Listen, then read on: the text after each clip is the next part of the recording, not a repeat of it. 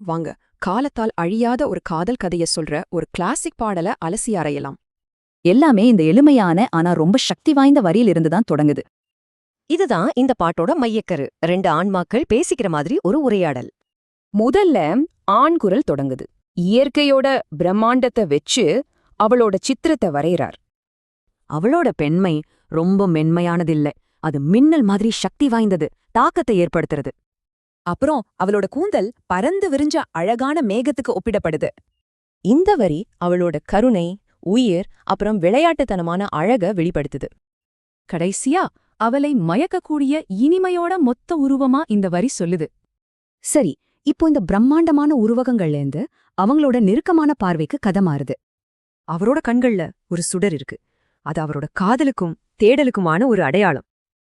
இங்க அவர் ஒரு கேள்வியை எழுப்புறார். தினமும் காலையில வர்ற ஒரு ஆழமான ஏக்கத்தை இது காட்டுது.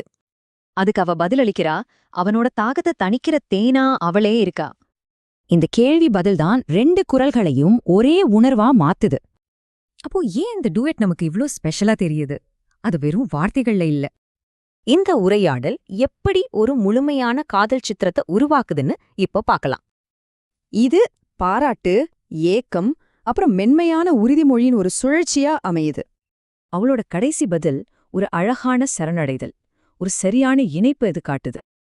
இந்த பாட்டு காலத்தால் மாறாத மனித உணர்ச்சிகளை தொடுது. அதனால இது பழமையாகவும் புதுமையாகவும் இருக்கு.